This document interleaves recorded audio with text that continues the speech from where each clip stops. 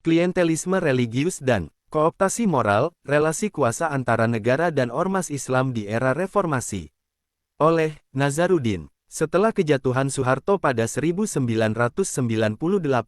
banyak kalangan berharap ormas-ormas Islam seperti Nahdlatul Ulama (NU) dan Muhammadiyah kembali memainkan peran moral dan profetik sebagaimana dicita-citakan oleh para pendirinya. Namun dalam 2 dekade terakhir, harapan itu tampak semakin kabur. Alih-alih menjadi kekuatan penyeimbang kekuasaan, kedua ormas tersebut justru semakin terintegrasi ke dalam sistem politik negara. Fenomena ini dapat dijelaskan melalui 2 konsep utama, klientelisme religius dan kooptasi moral, 2 wajah dari relasi kuasa yang pragmatis antara negara dan Islam di era reformasi. Warisan Orde Baru dan lahirnya politik kooptasi baru. Kooptasi terhadap Islam sejatinya bukan hal baru. Pada masa Orde Baru, Soeharto mempraktikkan politik penjinakan terhadap Islam dengan sangat sistematis.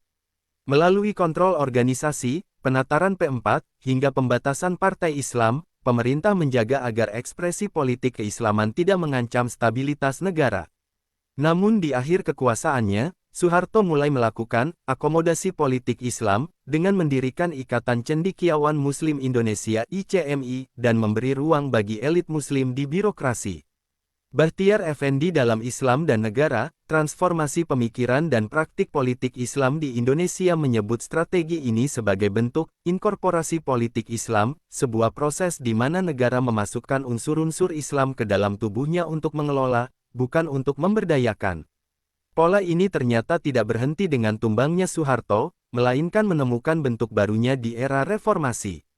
Reformasi dan munculnya klientelisme religius. Era reformasi membuka ruang bagi partisipasi politik yang lebih luas, termasuk bagi tokoh-tokoh NU dan Muhammadiyah.